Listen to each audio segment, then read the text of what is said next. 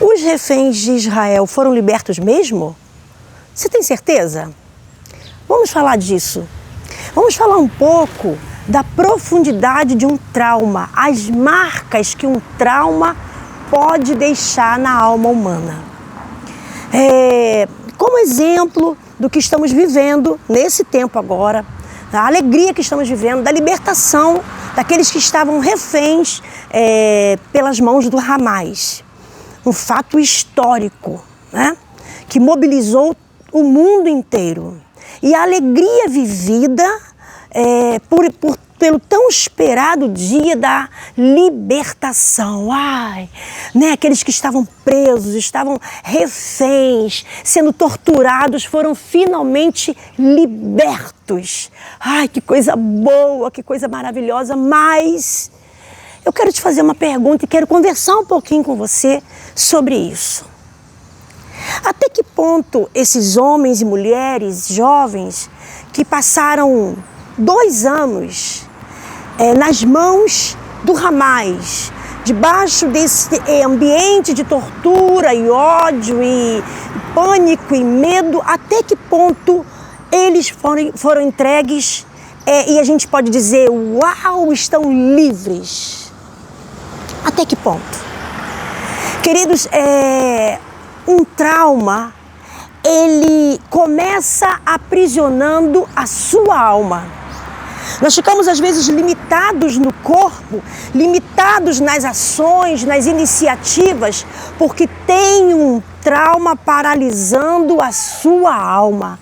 Tem um trauma que está aí ancorando a sua alma no passado.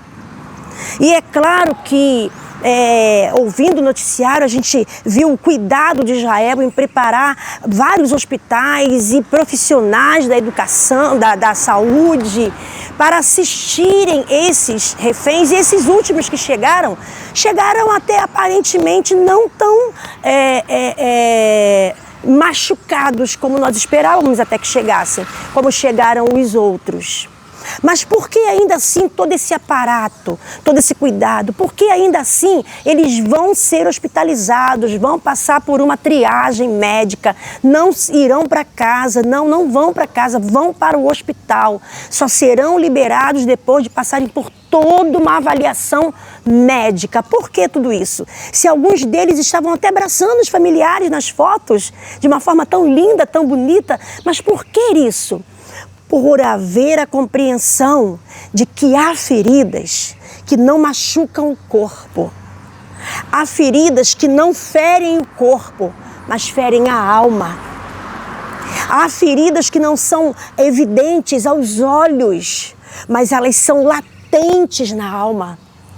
E queridos, olha só, uma outra abordagem importante para esse assunto é a gente entender o quanto tempo esses homens e mulheres ficaram presos. Vamos ver aqui, tem uma grade. Vira aqui comigo a câmera. Vem aqui comigo, olha só. Aqui tem uma grade, né? Um portão que limita a saída, a passagem.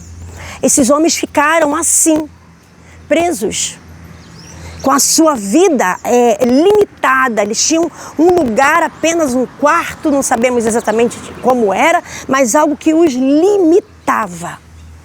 E agora eu quero perguntar para você, vamos girar novamente, que eu quero que você veja lá. E agora eu quero perguntar para você, quantas coisas aconteceram lá atrás, no passado, hoje já não faz mais parte do seu presente. Hoje você já atravessou aquele portão. Hoje você já não está mais naquele relacionamento abusivo, naquele relacionamento tóxico. Hoje você não está naquele momento da perda, naquele momento da falência. Hoje você já superou o choque da notícia de uma enfermidade. Hoje você já superou uma fase de queda, de vergonha. Você já superou temporariamente. Temporariamente você já passou por aquele portão que eu te mostrei. Mas a sua vida não flui. As coisas ao seu redor não fluem. Você não consegue romper. Mesmo já tendo passado por aquela área física, por aquele momento físico que limitava você, ainda assim não flui. Você se sente, estou falando com você, que se sente ainda aprisionado. E volta e meia, no meio desse aprisionamento, a sua mente, a sua memória, volta lá no dia da sua dor. Volta lá no momento daquela dor. Deixa eu dizer uma coisa para você, querido. Vamos de novo aqui, vamos fazer um vídeo do movimento. Deixa eu falar uma coisa para você, querido. Olha aqui, olha. Existem grades, existem portões, existem paredes que não são físicas, mas elas se alojam nas memórias, elas se alojam na alma. E uma pessoa pode estar fisicamente livre, como os reféns do Hamas, hoje, no dia de hoje, estão fisicamente livres. Mas a alma desses homens, dessas mulheres, a alma dessas pessoas, como estará? O que fazer com tanta lembrança? O que fazer com tanto medo, com tanto pânico? O que fazer com as horas sombrias?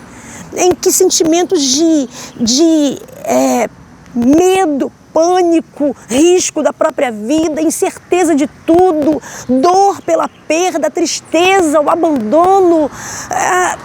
O que fazer com tudo isso que ficou e que foi registrado na alma? Todas essas vivências, elas se formam e se constituem como uma grade. Como grades, como portões, como paredes. Paredes do coração.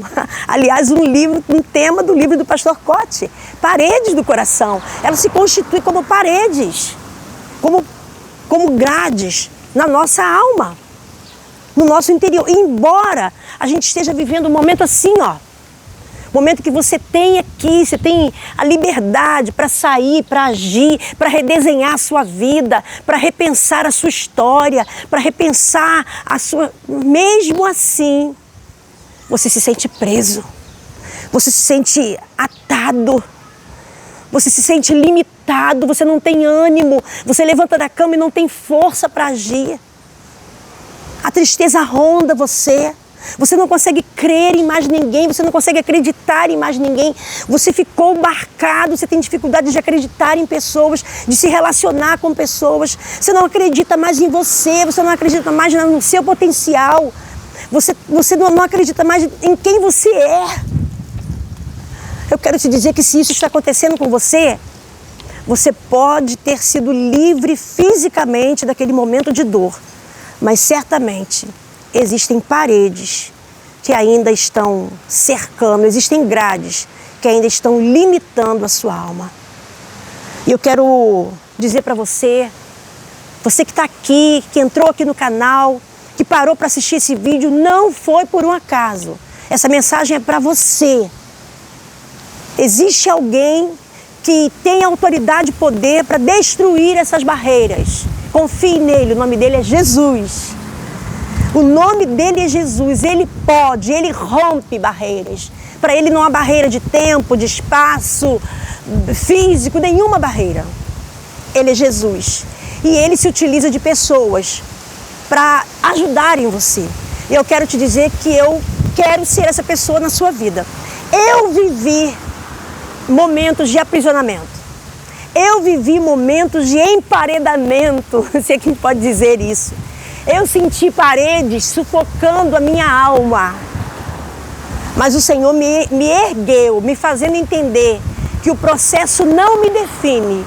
O processo não define você. Eu vou dizer uma vez para você, mais uma vez, o processo não define você. Eu queria que você escrevesse aí nos comentários desse vídeo: o processo não me define. O processo não me define. É só um processo. Vai passar. Fique com a gente. Permaneça conosco. Volte mais vezes ao nosso canal. Deus terá sempre uma palavra para o seu coração. O processo não define você. Seja livre hoje. Talvez você precise, para a liberdade plena, da assistência de um terapeuta, de um profissional, de um conselheiro, de alguém que é habilitado, de alguém que preparado pode te ajudar a vencer as paredes que tentam te limitar. Isso não tem nada de mais, isso é maravilhoso. Procure mesmo, eu sou uma dessas pessoas que também sou uma ajudadora de outros, porque um dia o Senhor me estendeu a mão. E eu estou aqui. E existem muitas pessoas sérias que realizam um trabalho digno e que podem ajudar você. Mas, sobretudo, lembre-se, existe um Deus no céu que te ama. Ele é poderoso. E não há limite de parede ou grade que possa impedir o agir desse Deus. O processo não define você. Erga sua cabeça e levante-se. Seja livre. Beijo no coração. Pense nisso.